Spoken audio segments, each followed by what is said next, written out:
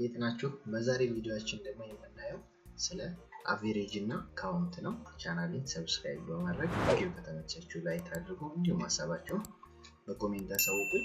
ቀጥታ ወደ ቪዲዮ። በዛሬ ቪዲዮአችን የምናየው ሁለት ፋንክሽኖችን ነው፣ አቨሬጅ እና ካውንት። አቨሬጃችን አሁንም ፋንክሽን ነው።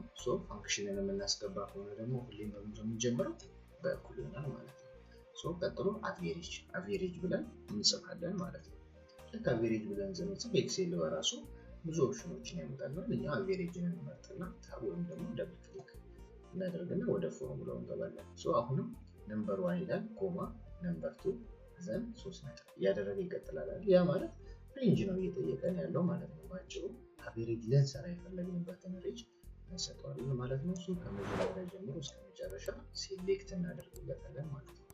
ያ ማለት በዛ ሰዓት ላይ እሱ ምን ያደርጋል? ከሲቱ እስከ ሲቴን ሪከርድ ያደረገ ማለት ነው። ያ ማለት በኮለምን ሲ ላይ ከሁለተኛ ሮ እስከ 10ኛ ሮ ድረስ ያለው ሪከርድ አድርጓል። ኦኬ ቅንፋችንን እንዘጋና ኢንተር ስንለው የዚህ ቁጥሮች አቨሬጃቸው ስንት ነው ማለት ነው? 50 ነው ብሎ አመጣለን። ትክክል። ካውንት ላይ ደግሞ አሁንም ኩሉናልና ካውንት ደግሞ ምንድነው የሚሰራልን? ምን ያህል ቁጥሮች አሉን በዚህ ኮለመን ውስጥ የሚለውን ነው ሪከርድ የሚያደርግልን ማለት ነው። ከመጡልን ኦፕሽኖች መካከል ካውንትን ታብ ወይም ደግሞ ደብል ክሊክ በማድረግ እንመርጥና አሁን ቫልዩ 1 ቫልዩ 2 እያለ ይቀጥላል ማለት ነው። ይህ ምንድነው? ሬንጅ ነው እየጠየቀን ያለን ማለት ነው ባጭሩ።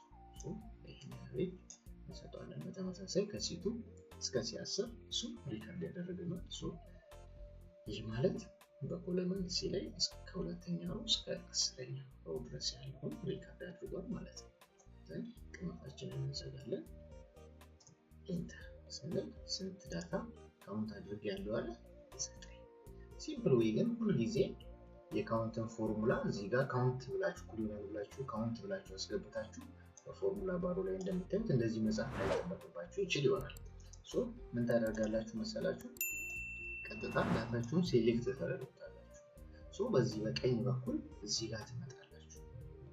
ሶስቱንም ያሳያችኋል፣ አቨሬጅ፣ ካውንት እና ሰም። እነዚህ ሶስቱ ምን ያህል ጠቃሚ መሆናቸውን በዚህ ነው የምታውቁት። አብዛኛው የትኛውም ስራ ላይ ብትሄዱ አቨሬጅ፣ ካውንት እና ሰም የማያስፈልጉበት ቦታ የለም።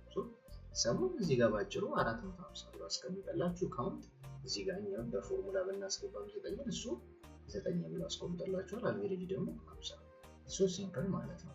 በዚህ ወይ ማግኘት ትችላላችሁ። በቀጣይ ቪዲዮአችን እንገናኛለን። ቻናሌን ሰብስክራይብ በማድረግ የቪዲዮ ከተመቻችሁ ላይክ፣ ሀሳባችሁን በኮሜንት አሳውቁኝ። መልካም ቀን።